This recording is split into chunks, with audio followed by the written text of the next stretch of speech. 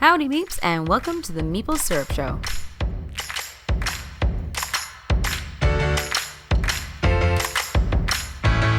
Wednesday night, and we're live with the Meeple Syrup Show.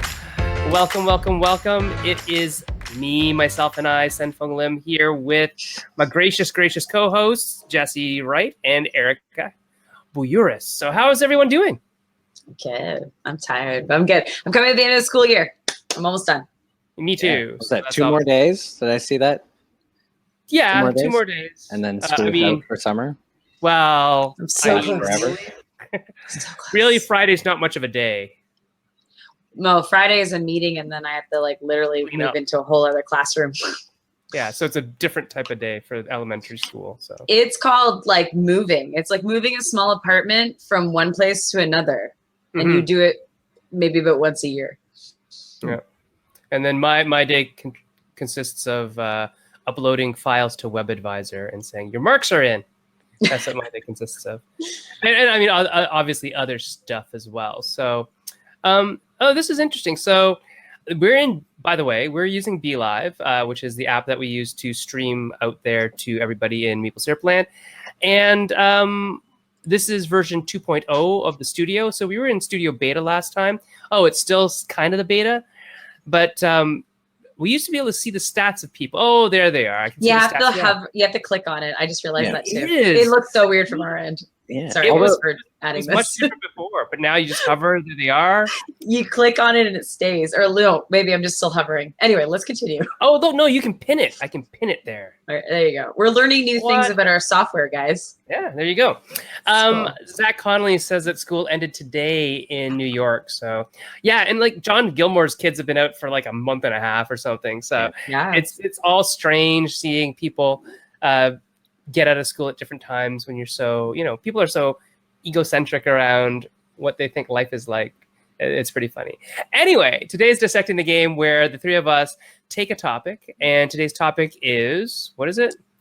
Dexterity. I wish I had a pile of things to drop. I know, we need a big. I can go get a junk art. I got Ninja Turtles. Ninja Turtles dropping from I the can sky grab a there. junk art. There you go. Perfect. Oh, interesting. So today we are going to talk about what are dexterity games. Interesting. So some more new things about our new software is that it brings up the item and then it shrinks it. Oh. Oh, wow. Yeah, it's interesting. All this cool stuff. Hello to Van Overbay and hi to Robert Gesslinger. How's everybody doing out there? We're going to talk about dexterity games. And the first question is, what are dexterity games? I forgot to put a little, question mark at the end of the word right there, but it should be right there. Mark? Yeah, dexterity games. So, Jesse, what do you think dexterity games entail? A dexterity game is any game where the relevant skill for winning has to do with your capability to move your body. Okay. It's I would've about said something very manipulating similar. yourself is one of the key skills. Okay. Erica, what would you think? Is there something to add? No. There is something that's often very active about it, and it tends to be something that is somewhat physically connected. I think there has to be that physical element, whatever it's a placing thing or your whole body or whatever it is. There's definitely that element to it, because when we often think dexterity games, we actually think you need a bit more space. I think for that reason too, because who knows what's gonna be flailing around. Interesting. Daniel Zayas is around. Shem Phillips is around. Hey to everyone else that's in. Dexterity games. Is there a time element to dexterity games? Sometimes. Some are. I think it depends. I was gonna say, I noticed a bit of a trend when I was looking through different dexterity games, that if they have longevity, eventually there becomes the speed versions of them. It's kind of okay, we've mastered this. How do we make it faster and harder? Is that what we expect for Junk Art? Junk Art 2.0? Do it in 30 seconds? That's what Jenga there are does. speed elements, right? Right. There are definitely variants. Yeah. And the elastic variant for Jenga? I have a Jenga. I have elastic guns. 30 different versions of Jenga, I think, downstairs. And I definitely have one that has an engine underneath it that vibrates every now and then that you can't time. There's an earthquake one. Yeah, that's the one. Yeah. Yeah. It's pretty fun. I can only imagine how many versions of Tetris. Oh, sorry, I was gonna say Tetris because I own the Tetris version. I have the Tetris version too. Of Jenga, there really is. Like that's probably insane if you actually own them all. I don't think I own them all. I just own a whole bunch. I know because I like Jenga. Do you have the one with the trapezoidal pieces? Yeah, that's extreme. Yeah, The that's green my and favorite. black ones. Yeah, That's the one I really like. I like using that one for Dread the most. yeah, me too. So Making possibly dexterity games. Jesse, you asked before we got on air if quick reaction games are dexterity games. Yep. And what do you think? Yes. Okay, Because good. by my definition, dexterity games are games where part of the relevant skill is manipulating your own body. And quick reaction games are about partly often reaching and grabbing a thing. And so like at faster than other people. So there's a physical skill. Good. So Van Overbay is saying requires a physical skill.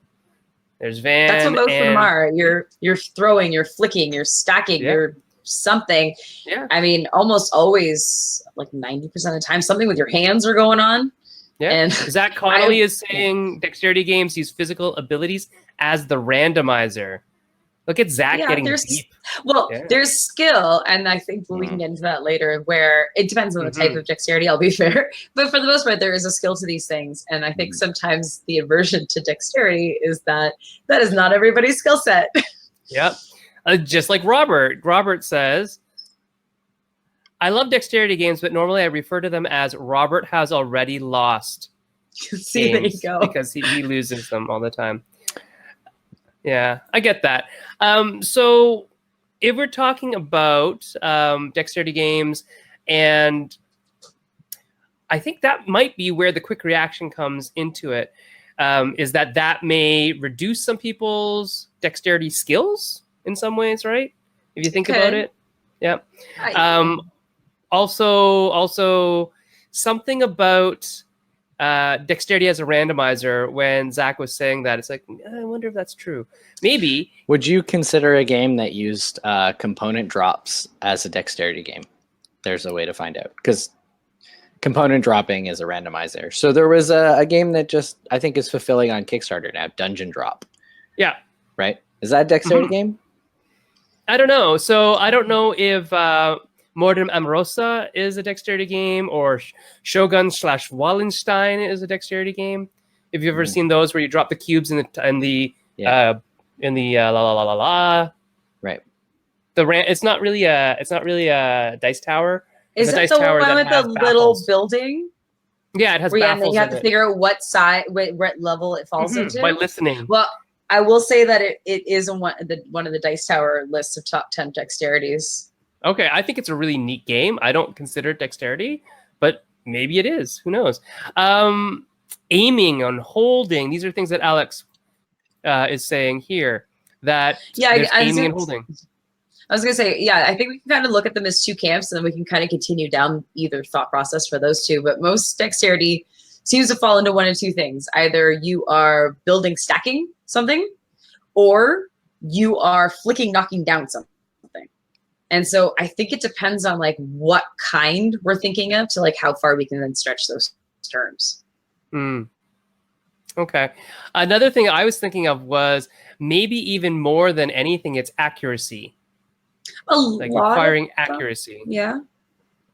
I'm trying to think of precision. Yeah, timing, accuracy, kind of precision. Physical precision. Yeah. Okay. So why don't we go through some of the lists before we get on to how to design these things? Because we're going to talk about that. I like that Zach Connolly said this.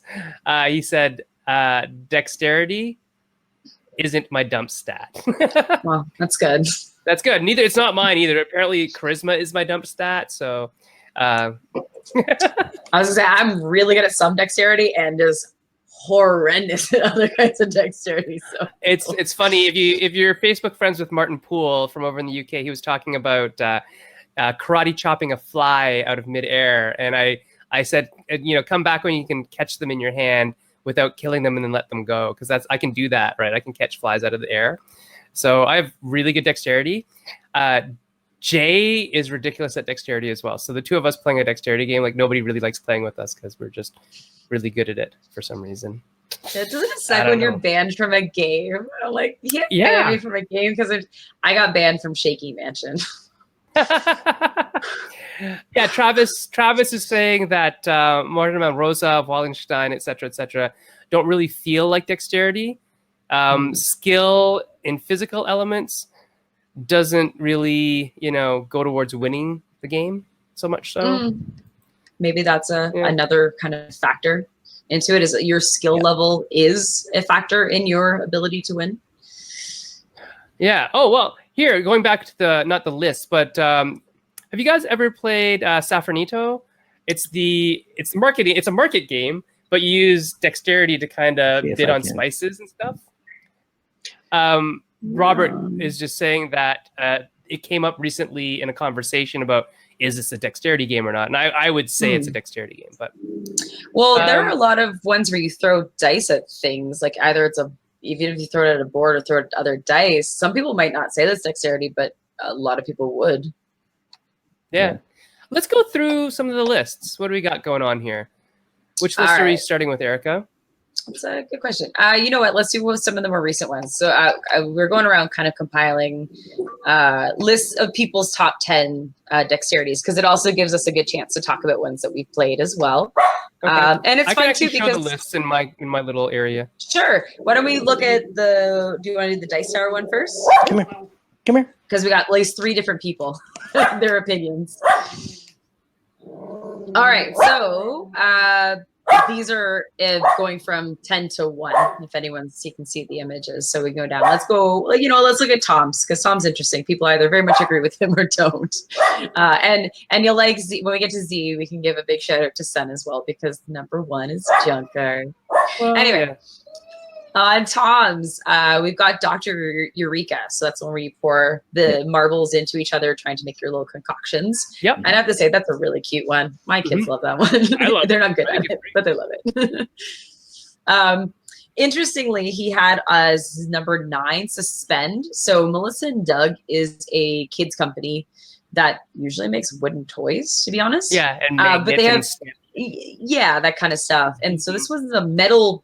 Like, they're metal bars that are bent into these little curved pieces with multiple curves on them, and you're sort of just like, it's almost like this teeter-totter thing happening where you're stacking them but trying to get them to balance. So that's pretty neat. It's like a little gravity thing. Flip Ships is actually on a lot of lists. So that's the one where I remember playing this for free when we used to play college hits and play like football on a table, and you make the little square. Anyone else play that? Yeah. Anyway, Flip Ships, Cube Quest. I know I have never played this one, but I think it's I haven't either. Sorry. Yeah, it's basically a flicking game, but you're flicking cubes. I do remember it. I haven't played it. What's interesting about it is that, big chunky dice don't flick very nicely. Ow. It's ow. true. Well, That, but also like discs often get used in flicking games because they usually fire straight and clean, and it's. Whereas if you flick a die, it's very easy to make it like jump and like do different kinds of stuff. And so Cube Quest relies on that. And then landing on is it easy to do it predictably though? It's a skill. You can get better at it, right? It's like hitting a pool ball, right? If you hit it from the right angle or with the right force in the right way, it'll jump in a predictable way. Right, and we should definitely talk about that later, Jesse, when we talk about issues in designing, skill being one of them. Yeah, next? They'll come up. Yeah. Next on the list, I actually have not played this one either. This one's Dungeon Fighter. Oh, that is the horrible games. Is this one? I think this is one where dice are striking dice, aren't they? Or kind of. You're aiming at a target that's in the middle of the table. It's a board that has a target and some holes, and each kind of concentric ring has like increasing levels of goodness in how you're affecting the creatures that you're fighting.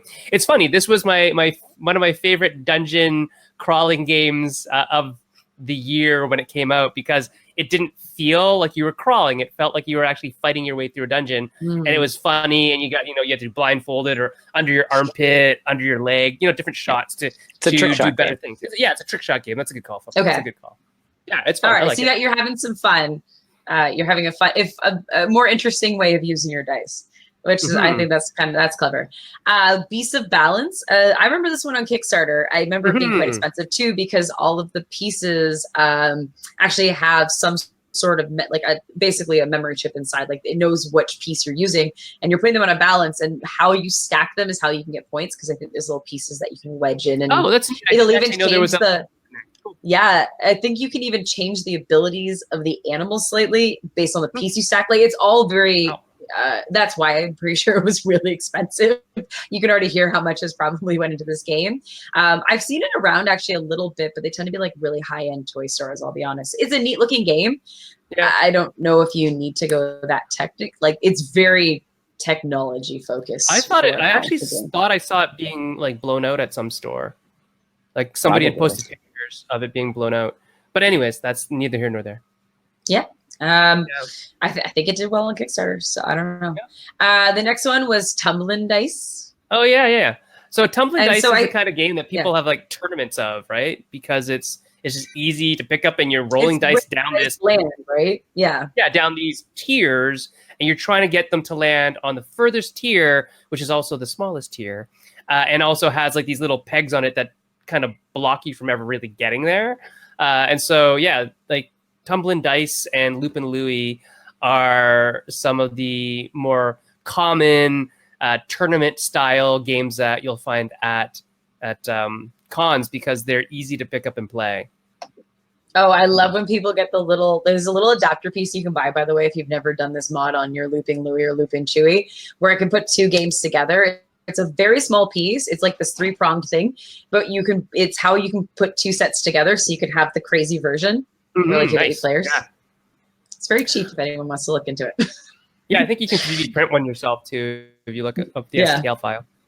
Flick 'em up. Next one, Flick 'em up. Yeah, Flick 'em up. There's a few versions of Flick 'em up.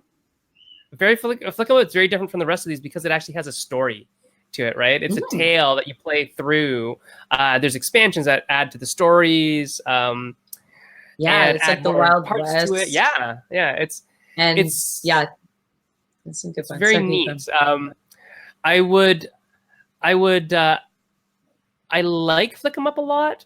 I would play Flick 'em up. I think more if the rules weren't, when everybody dies, the game's over type thing. It would be. I'd like to just. It's like it could be over sooner, and I'd still like it just as much, right? That's fair. Yeah. Oh, and Catacombs. That's something to consider. I have not played this. I want to though, but I have not played this. Catacombs is great. Catacombs is awesome. I have the heavy metal version of Catacomb, which is the original version. The original version of Catacombs is like black and white art, like from like 80s D&D style art. It's made by my friend who lives like over there in St. Thomas. He used to live in Dundas. My other friend who I knew from university, Hank Rabb, is the sales rep for them. So I've known Catacombs for years. I actually didn't know the designers until we all moved away from from Hamilton, where we went to school. So it's just very funny that McMaster was this little hub of gaming, right?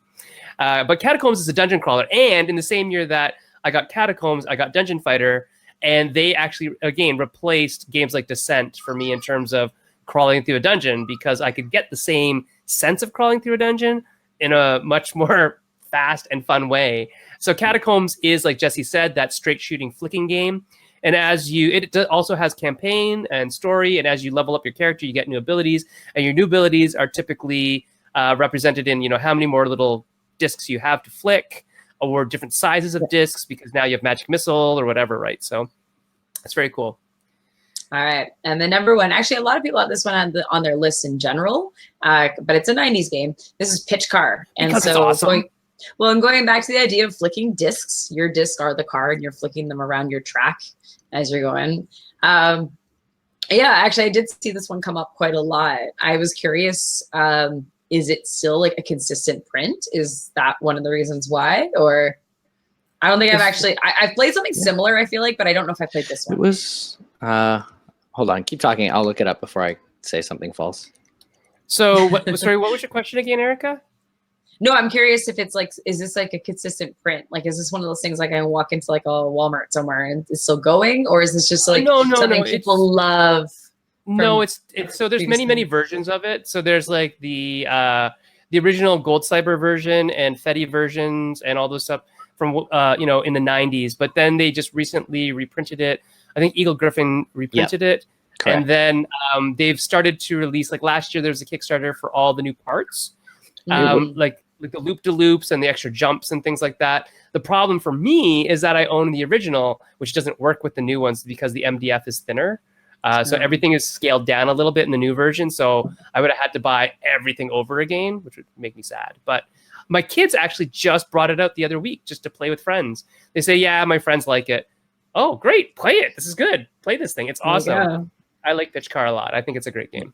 And that's something we can get into at some point too, is that there's a lot of crossover with a lot of these games. When you find dexterity lists, can dip into like this family kids area as well, or sometimes even just be flat out people would say, yeah, that's a kid's game. You're like, yeah. And if you like these two games, like 1 and 2 in Tom's list, you're really looking at basically an expansion of or extension of Crokinole, really, in a lot of ways. And so less so with does Pitch Car, come up. but yeah, less so with Pitch Car, but definitely with the idea of shooting discs around. That's definitely a Canadian Crokinole thing. Z's list. Okay. Z's list had Crokinole on it. Yes, it does. It does, yeah. Uh-huh. So we've talked about flip ships already. Flip ships, yeah. Now, this one looked interesting, this Mord im Arosa. Yeah, Mortem Arosa is the one that we were talking about earlier. We have different levels of a building. You're Those dropping are like cubes down this hole, and what you're doing is you have to listen to find out where the cubes drop. And it's interesting. I don't know if it's dexterity, but I think it's a super cool game. I think it's super off the wall, and I love it just because it's a neat design. Yeah, whether or not it's actually a good game is questionable, because it's that kind of thing that, if you're in a really loud space, it doesn't work. It just doesn't work. Crokinole is a Canadian classic. It's the one where you have the octagonal shape with the hole in the middle and the pegs, and you're flicking, trying to sink it in the hole in the middle. Nope. The Zen just disappeared. I think Zen just disappeared.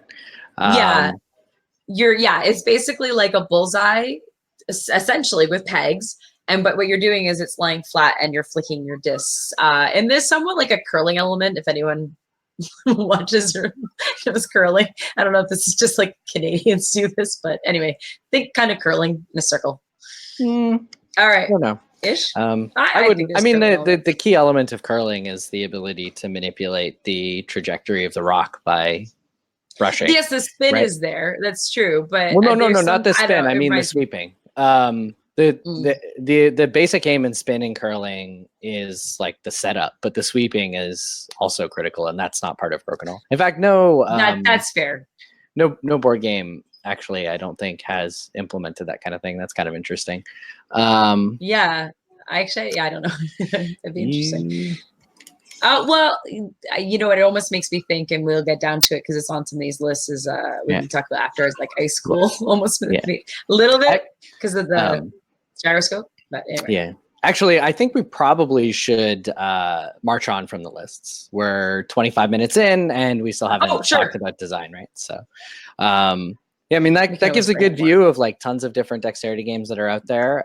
If you have a favorite dexterity game or something that's really different, like share it in the comments. We've seen some people talking about SEAL Team Flicks and Hungry whether or not just came up.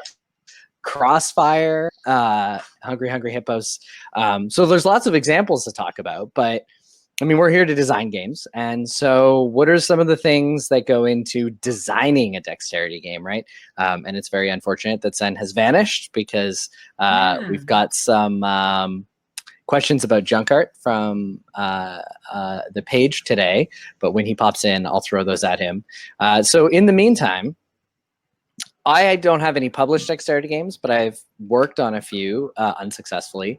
And I know that Kodama 3D is in some ways a dexterity game, and I'm sure you, being the queen of wild and crazy components, have experimented with dexterity. What are some of the ways in which you can get started on making a dexterity game? Or like, how do you make a dexterity game that's different from the standards that are out there? oh, making something different is a whole other thing. I think a lot of dexterity is being inspired by pieces. What can a piece do? Because again, does it fall into that category of like, can I hit it at something? Can I build with it? Can I knock something over with it? Is it something that moves around really easily? Like, it's all about pieces. Like, I think a lot of dexterity games are like, it's component. Yeah. So it's what do they do, right? So yeah, that's the interesting one. I mean, to be honest, dexterity is not the easiest thing to prototype, to create. I think you can come up with really cool ideas, and I guess this is maybe where you can sometimes take something that would be a skill or activity and then try to expand it out into like, how do I turn this into some sort of competitive thing? Yep. Right. And so I think there's a big element of that. We keep losing Sen. Yeah, I don't know. Oh, He well. just came and went. He'll be Yeah, back. I totally agree with you, though. I actually think part of what makes dexterity games that stand out is the uniqueness of how they use their components, and often the uniqueness of their components. So Paul just mentioned Riffraff, which is a unique component sort of balancing game. I had Rebound. And Rebound, which again is like a really unique use of elastics to put a cool twist on shuffleboard. And the marbles right, with the and actual piece around the outside, so they balance. Like, it's such. I thought it was so clever. Yeah, that's right. David Tomei is suggesting that play with components in a controlled way. Think about ways to manipulate them. And that's exactly right. And also try to use weird things. I mean, the few dexterity games I have worked on to limited success were inspired by going to a craft store and walking through their laser cut wood selection and then just buying a bunch of stuff and going home with it. Or here's another really good random one is I don't know what maybe the American equivalent is, like, but kind of like a thrift store, but we have Value Villages that bag up just random kids items like toys, but it'll be an entire bag of just random stuff for like $1. And it's usually somewhat thematically like linked. So like they're all dolls, they're all this. You're going to notice these odds and ends bags of just random kids toys that sometimes can make great dexterity pieces, because you're not going to go make plastic. You don't want to make wood unless you're like, I don't know, your own wood shop. But it's really hard to get pieces. And we'll probably talk a little bit about that later. Like, expense is definitely a factor in a lot of dexterity games. But yeah, you need these random things. And you'd be amazed how often I see kids' toys, like kids either building toys, food toys, something like that, getting turned into a dexterity game. Yeah. And these are people who are kind of like raiding either toy stores or thrift stores or things like that, right? Yeah. Yeah, that's a really good tip too. Just collect toys or steal them from your kids if you have them. Or steal them from your kids. Yeah, that's right. There's one advantage. My kids steal my toys, damn it. Thanks. Yeah, well, I mean, you can get back at them, make a dexterity game out of their stuff. Sen, are you back with us yet? I don't know. Can you hear me? You keep. Yes, we can hear you. We got Sen back. This is great. Oh, this is weird. So, I mean, hopefully I stick around. We just have, maybe the problem was because you put the list up and the list is like a void on the page right now. I don't know. But it's going. funny because I can't actually control any of the app anymore. So I'm not even sure how to quit this. I don't know. We're just gonna have to let it go. Stream forever. Oh, it's weird because see now my page just became unresponsive. So that's what I'm usually quitting for. So something's not right. But you guys keep talking. How about this? And when we end the show, you just turn off the computer and we'll say bye. I could try that. All right, you guys keep. Okay. Anyway. So Matt Paquette's got an interesting question that follows on this line of discussion. How do you think the accessibility of 3D printers has changed designing dexterity games? I think it's made it easier. I mean, it's like we have. Well, you still have to learn. There's a learning curve here, so I will say that. But I was gonna say, like, our Toronto libraries a lot of them have 3D printers now. Like, as long as you take the 1 hour course, you can go print. But there's definitely still a financial factor, no matter how you look at it, when it comes to anything with these machines. Yeah, and a precision factor. One of the things that is critical in dexterity games, and it's really too bad Sen's dropped out here because we've been working on one for the last like 2 years.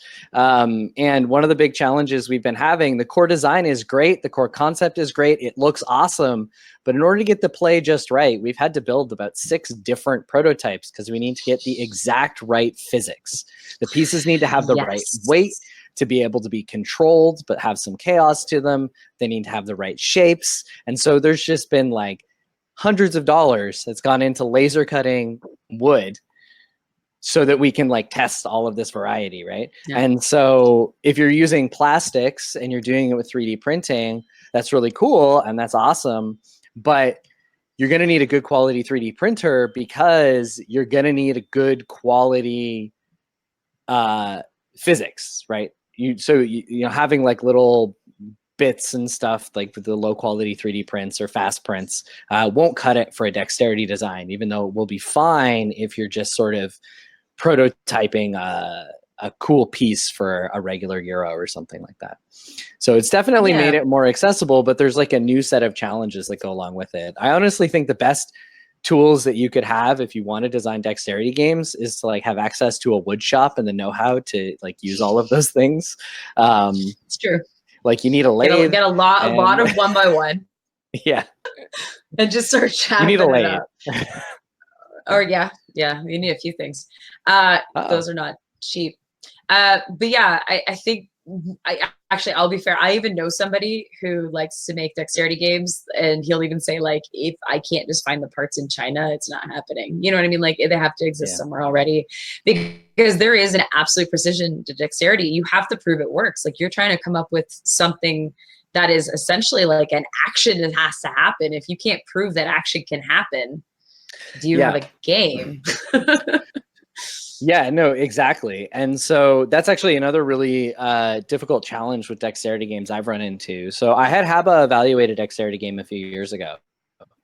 And it came back to me. And the main problem they had with it was possible to have ambiguous moments. There was like one circumstance where it wasn't clear. It would have to be a judgment call. And that's just like not acceptable in the kinds of dexterity games that they like to make. And in general, like if you look at the dexterity games that tend to remain popular over time, they tend to have definitive moments and not fuzzy moments. And so even if you have cool mechanics, the issue in mine was that collisions mattered. And so you could get collisions that didn't have clean sequences. Like I hit 2 things at the same time. And that's now what? Good. But now what, right? And because the sequencing mattered, that was a problem.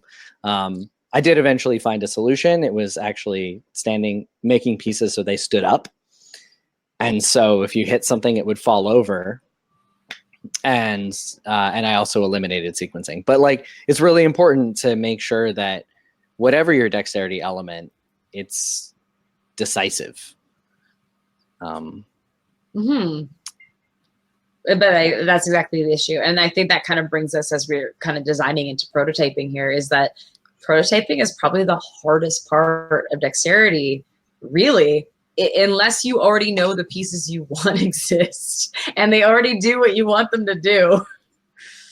So I guess that could be an approach to pay attention to, is that if you don't want to be knocking your head against the wall, you don't have that skill to make up these brand new, never before seen pieces, because that will deter a lot of publishers, and we can talk about that a little bit like after this talk. But you know, find things that are readily produced. Is there somebody who already turns out all of these little wooden animals, or all of these oblong blocks, or whatever it is? Do you know what I mean?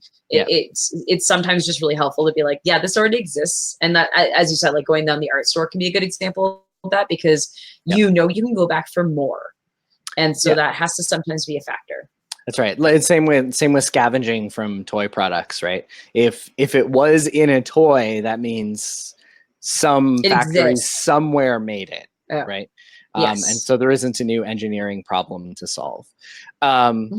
So still in like roughly in the design space, although of course prototyping is definitely related in dexterity games. We have one question that's been floating since the beginning. So Herb Stanway had asked, do you think there's a void waiting to be filled for strategy games meant for the over 14 crowd that includes Dexterity. There doesn't seem to be many on the market. You know what I will say? There's something about Dexterity that is its own unfortunate deterrent, as much as I think it could be like people can get competitive in skill, is you can genuinely look bad doing it. And now, if you don't care about that's the other thing, you'll have fun. But let's be honest, 14 plus, and the audience, you know, obviously females are growing, but the audience still tends to be male. 14 plus males do not like to look foolish. Most people in general don't like to look foolish unless they're prepared and ready for it, and everyone around them is willing to do it too. There is very much the mentality you approach this game is how much fun you're going to have. Yeah, for a lot of Dexterity games, that's absolutely true. Yeah. Although, I mean, I've seen people get like super serious over Jenga, so there's definitely like there's that competitive thing. Like if you're willing to commit, right, and you're like, okay, this actually still is a skill game, and that's why if you've ever seen like ice cool like competitions, it's like there's down here and then there's up here, and it's like there's almost no middle ground. So then you kind of also with Dexterity have to be playing with like players to actually have a good game. Yeah. So yeah, I think Herb, that's going to be the critical thing. If it's the kind of Dexterity game where there's like room for embarrassment, that might be a challenging space. But you said tactical, and so if it's a game where there's a high skill ceiling, it's something like Jenga or Ice Cool, or even I think Safarino, which we talked about before. It's like the tossing game where you're tossing to try and bid in an auction, if I recall. I think those kinds of games are really interesting, and there's definitely untapped design space. Whether or not there's a market for them, I mean, that's I'm not sure. To be honest, I think there is, because people like to play games together. Like, and I'll be like knowing kind of that rough age range of like, let's say that 14-ish. It's like they are looking for things to have fun with, as long as you said, they don't have to look foolish. You can have fun without being looking foolish. Yeah. And so sometimes if you can show off skill on top of it, that is even more incentive to play, because these are games where there's large groups of people often that can play. They can, host additional people. It's an opportunity maybe to show off a little bit. Maybe that's not so bad for some people too. Yeah, that's right. Paul and Rachel Blask have pointed out that billiards, Paul's contribution, and then Rachel, any sport really, is a Dexterity game for 14 plus that has tactical elements. So yeah, basically, if you can bet on it, then you're good to go. People are good. What do you think the price ceiling is on a Dexterity game? The components can be awfully pricey, especially if you have to do R&D for them, if you have to solve engineering problems. That is a problem. Yeah. There are a lot of companies that will just flat out say, this game is too expensive. Yeah, but on the other hand, Junkart was a really successful Dexterity game in its release year, and its price point, if I recall, was in the 110 Canadian range. Yeah, it was about 100. Yeah. Yeah, and so their approach was to embrace that it was going to be an expensive game and make a product. Right, the first edition of Junkart was all wood. It was a very nice, beautiful wooden slide box. Yeah. Beautiful slide box, right? And so if it's already going to be an expensive item, you can go the extra mile to try and make it feel worth it. Yeah, go for it. You know what? I think a big part of Junkart too was because it is basically a giant box of a bunch of games. And that was probably a clever element to it too. If I'm going to invest $100, isn't there like 99 different games in that rule book? There's a ton of games with the same components, and I think that's also a big selling feature. Yeah, if you're going to go big. Yeah, I mean it's got a lot of variety in it, which is part of what makes it. 'Cause it's part of what makes it sort of stand out from other kinds of stacking games that exist, right? It's kind of like every stacking game in one. I've always mentally likened it to, those like you used to get them for Christmas, like 12 games in one box, and it's like Junkart's every stacking game you could ever want. The Chinese checkers. Yeah. So yeah, I think that there also are dexterity games that manage to be cheaper, and that might just be publishers making decisions to try and go for volume of sales and hit the right market Yeah. space. But usually those are kids games too. And so it's really tricky. And I think I don't think there's more of a price ceiling than other games, but I think it's a different kind of value proposition than other games. Oh, I think you'll see that a lot with Haba. To be honest, like a lot of top dexterity games, even for adults sometimes, tend to be the Haba games. So I'm thinking like obviously the Rhino Hero series. But again, for the most part, you really are getting cards with a couple wooden bits. And I mean, nobody does wooden bits quite like Haba anyway. Yeah. And there was actually another one that was on one of the lists that reminded me of like, oh, that's another Haba dexterity game. Strong Stuff. That's what that one was. It's the one with the bear doing that. But yeah, there does seem to be, you know, people will only pay certain games. And so I think that's when you start to see there's that little bit of wood. Usually there's some sort of card element, and that's kind of how they keep the price point down. And yeah. Okay. So we've talked a bit about designing, being inspired, getting components for. We've alluded to some of the challenges with prototyping. How do you approach playtesting dexterity games? Is there different considerations than your standard tactical Euro game fare? You're nodding yes. So what? Yeah. What are the... I'm going to say yes in a lot of different ways because number one, accessibility is a bit of an issue. Not everybody is as able as other people are, and that might be actually something you have to factor in as well when you're trying to get playtesters and things like that. You don't want to exclude anybody, but something to think about.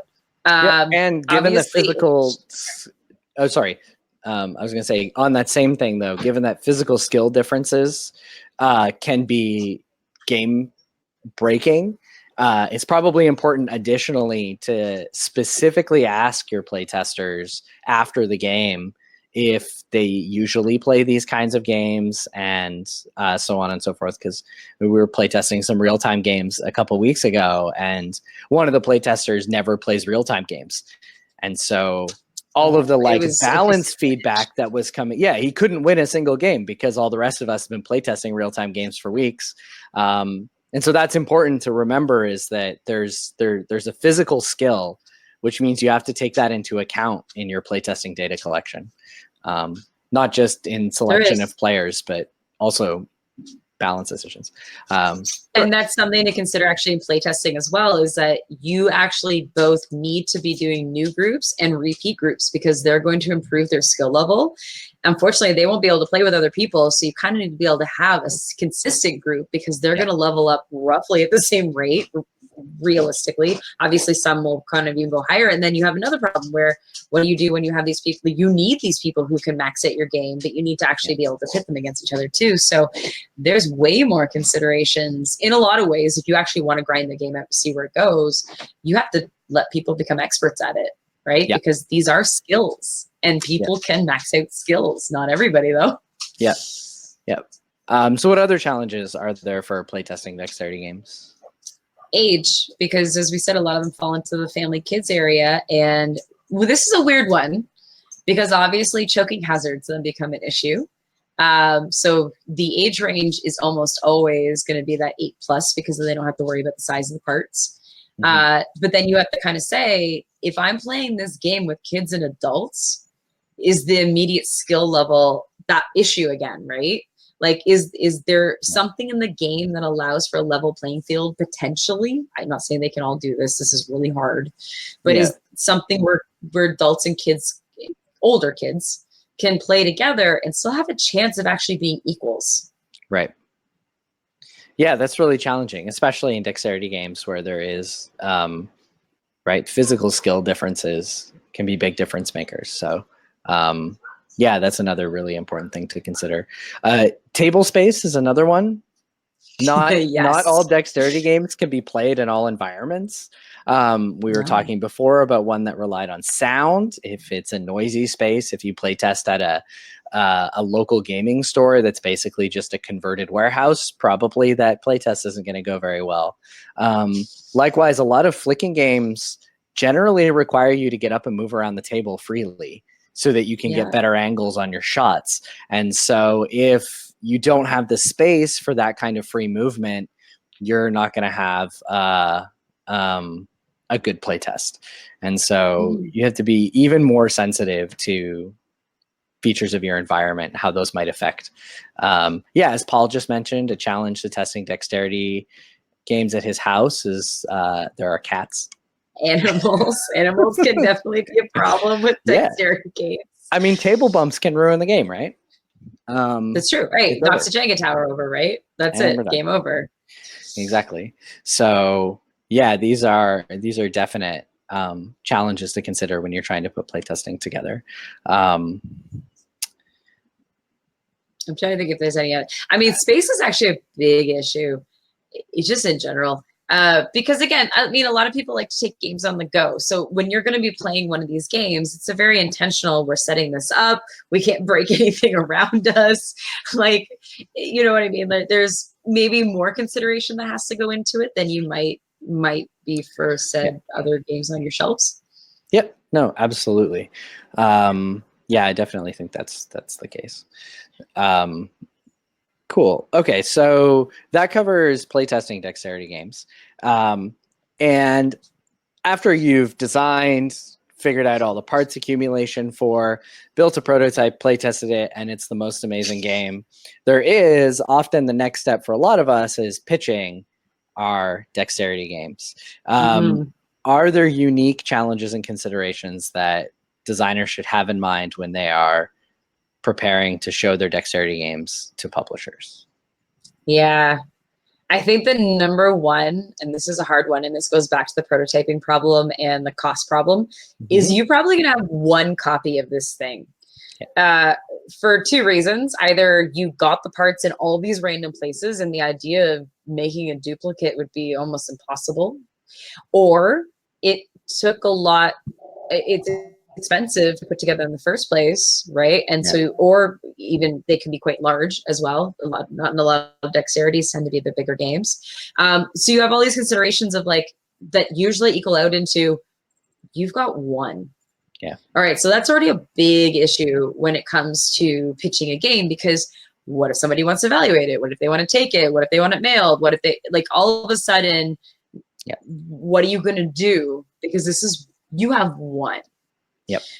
So one thing you definitely want to keep in mind if you're going to pitch something and you have one is you will have to make a very clear list of who you intend to show this to. You will have to then decide, and probably clear in the meeting unless someone says, I want to take it right now. And then if you know you only have one and you are sacrificing this one and you had other meetings coming up, maybe you do have to say, it's like, I'm still going to show it for the rest of the weekend, or you can commit to dropping off at the end of the weekend, or maybe even just say like, I'll have to wait and see. Like, you really do have to think about what you intend with this game, because you don't have a lot of choice. If you're giving it to someone, it's gone.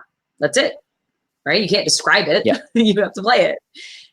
So that is a big factor, I would say. Yeah. And often these games are heavy, which means if you are going to be shipping it to a publisher or having them ship it back to you, it's going to cost quite a bit to get that box to wherever it needs to be. And you may find yourself, because it's your only prototype copy, having to pay the cost to ship it back to yourself from the publisher. Publishers are often pretty good at sending things back, but when it's a 10-pound box of wood, they might be understandably hesitant. And not everybody wants to put a 10-pound block of wood into their suitcases either. Additionally, that, yes, you did because you were showing it off, but not everybody wants to take that home. And so, that's something you should definitely have a plan for if you're pitching a heavy dexterity game or a dexterity game that you only have one copy of, is exactly how you're going to handle a publisher that wants to evaluate it, and how you're going to handle, the prototype itself over the course of the convention, but also into the future. Is it something you can build again, or is it something that you absolutely need to get back if a contract doesn't come of it? And that's an issue for sure. The other thing is not every. Sorry, go ahead. No, those. Yeah. So know that you'll have one. You have to game plan for that one. You probably want it for the whole weekend. So you're probably going to say, I've got other meetings I'm showing it at, and then have to decide what you're doing with it by the end of the weekend. But just be upfront and clear with people what you intend. You know what I mean? Yeah, absolutely. The next issue is not every publisher will do a dexterity game. It's not their forte. It's not what they want to do or worry about or produce, or, you're going to have to do some research first. Are you approaching someone who will even do your game? Yeah, and that research will require taking into consideration if it's the kind of company that's going to have the manufacturing resources to make it happen. So probably you're not going to go to a company like Mayfair, who mostly just makes, cardboard and wood Euros with your big fancy plastic heavy stacking game.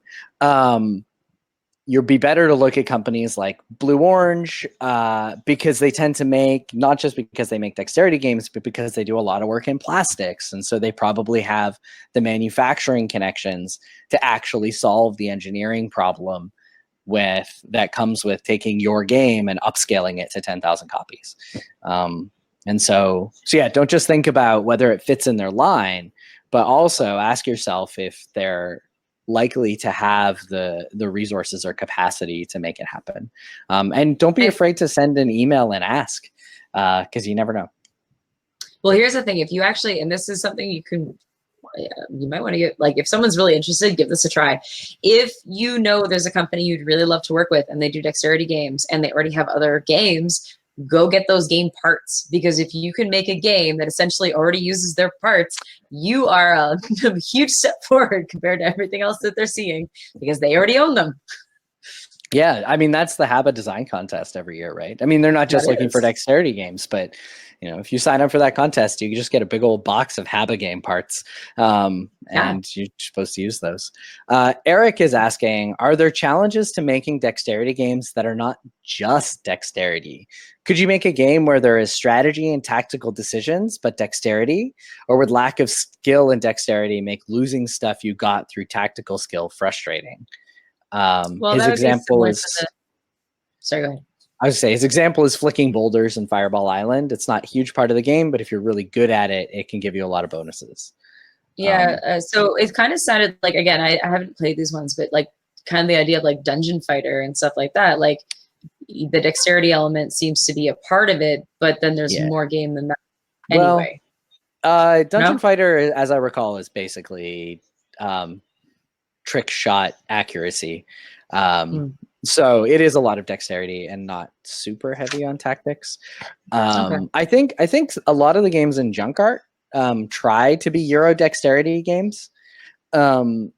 Right? So there's ones where you're like drafting pieces and you're going to score. You always score for the height of your tower. So there in Junk Art always has a dexterity thing. You're trying to make the tallest tower and not knock it over. And so you're always doing the stacking game. But usually there's whatever city you're playing has some secondary scoring condition that is pushing your decisions around, whether you're trying to collect pieces of the same color or make pieces not touch pieces of the same color, or then I would say Meeple Circus. Meeple Circus can be like that too. Probably, I could see that, because if you want to max out those points, it's all about combining every limitation you've been given, like, you know what I mean, or any of the combinations that you've been given. Yeah, and similar to Meeple Circus, my favorite city in Junk Art, Montreal, I think actually has a lot of tactics to it.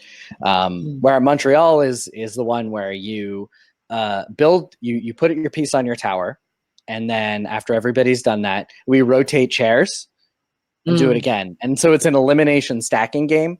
But the tactical decisions you're making are about, like, is now the right time to make this tower like a really difficult thing to work with? Like, do I think I'm going to get back to it because I want it to crash before I get here?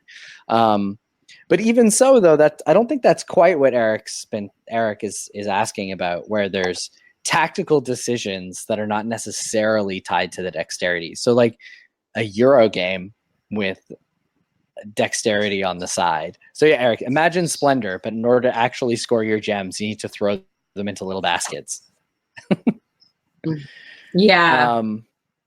I'm trying to think of something where essentially you want a small action element to essentially maybe even a somewhat more, I don't mean traditional, but bigger game. Yeah. I've never played it. I just watched the Kickstarter video. But is Kodama 3D kind of like that, where it's kind of like set collection, but you have to build your tree and not let it fall over? Well, if you lose parts, they don't count. So I guess that you can consider that element. So what happens is that you have your Kodamas have their favorite colors and their favorite little items. And so when you're trying to go around, you might be collecting intentionally for their favorites, or you're trying to actually complete. So it might say you're either color matching or kind of like set collecting. And so you're only allowed so many, you want things, or even proximity, furthest away, attached, whatever it is. There's a bunch of different objectives in it. So I guess, yeah, actually the dexterity element's the smaller element of it. The building's important because you need them to connect. You knock things over, you don't get them. So I guess it's more of a game with a smaller dexterity element. Yeah, I guess I actually would fall into that. Yeah. So there you go. There's at least one example, Eric. But it's definitely a challenge. It's definitely a challenge for some of the reasons you suggested. So we're getting close to running out of time. So we should probably move on to other business. So the first thing I suppose to say is this is our last planned episode of the summer. School is out forever as far as the song goes in 2 days. And so we have no concrete plans for weekly episodes in the next 2 months. But yeah, we've got some stuff planned for the patrons, because obviously we're all going to be at fun different places and have different things going on. So we've got some fun stuff planned, and there will be a big announcement coming soon too. Yeah. That's exciting. So if you are missing Meeple Syrup this summer, pop over to our Patreon, where we will be experimenting with potential lines of new content and other things over the summer months. You'll still, of course, find us on the Meeple Syrup page, but no planned broadcasts, although I make no promises about whether or not I'll show up with more rants that are unplanned and unscripted. Oh, and don't forget, go to the Patreon page anyway, because not all the content is paid. It's like we'll be putting things up there that is viewable by anybody. So yeah, absolutely. I can't remember if there was something else that we needed to talk about. Let's see. Sen's giving me a list here. We have mentioned the hiatus. We have talked about Patreon. Anything else? We can say where we're going to be over the summer. Sure, yeah. Find us. While I check in with Sen here, where are you going to be? Where's Waldo? Where are you? What conventions can people track you down? I'm easy to pick out. It's the redhead going that way. It's one thing about being redheaded is everyone can find you in a crowd. Anyway, I'll be at Dice Tower. I kind of secretly hoping I get to sneak away to San Diego Comic-Con, but I don't think I really have time. I'll see. I'd really like to, but I think it's going to be a next year thing. Gen Con is for sure. Then Fan Expo. So if you happen to come north and want to come to Toronto, Fan Expo is sort of like a bit like a Comic-Con, but combined with a whole lot of other things as well. And the game side is definitely growing there every year. And after that, well, we'll be back by that then, so we can always talk about the next things. I will be impossible to find because I will be at none of that. Sen will be at Gen Con, SDCC, Fan Expo, and Grand Con. And so if you can manage to see him in the sea of people, look for the hat, then you can run into him there. So I think that brings us to a close, both for the episode and the season. Reminder once again, check out the Patreon. We will be back sometime in September, but in the meanwhile, we'll be over there experimenting and doing some stuff. So thanks again, everybody, for being awesome Meeps and tuning in, whether it's live on the YouTube or later on on the Facebook page. We really appreciate all of you. Keep making awesome games. Join the Shop Talk page if you haven't. If you have, participate, ask questions. It's a lovely group that's in there. So have a great summer. And if you're not at conventions, still have a great time playing. Make fun games and play fun games. Make and play some fun games, Yeah. I'm hoping if we log off, this will actually end. This is the new experiment. Should we just stay by and see what happens if we can close the window? So I just got one more. I got one more tip from Sen for those folks that are still hanging around. We have been sort of working in the back end to try and get some podcasty stuff together. Some unexpected opportunities came up, and so big news. Yeah, so stay tuned, just because we're not going to be coming up on, Facebook Live chats over the next 2 months. There's definitely going to be a big announcement about the status of the Meeple Syrup podcast. And so we're really excited, and we hope that you guys are too. Awesome. All right. So should we give it a try? What are we deciding? I don't know, man. Close the video. The thing is, okay, we're not running this, so I wonder what happens when all the guests leave. Sen said that he's in control. He's just not here. So if you can hear this, Sen, please release us from our duty. Or I can just close the browser and he'll go away. Yeah, we're right. Okay, yes, it's also that. Should we try that? I feel like everyone's watching just to see what's going to happen. All right, should we try? What are we doing? Closing. I'm gonna wait and see if Sen can cut us off. I don't think he can. Paul has offered to run the show after we're gone if the stream continues. So perhaps it's safe. If you trust Paul, it's safe to leave. It's like I could leave. Let's see what happens. Oh, Sen says yep to what? I'm gonna try to quit. Oh, he's gonna try to quit. Let's see if he can boot us out. He's trying to quit. Waiting game. All right, now we're gonna see if. All right. Bye, everybody. How much control does Sen have? It's going to be the longest, most awkward goodbye.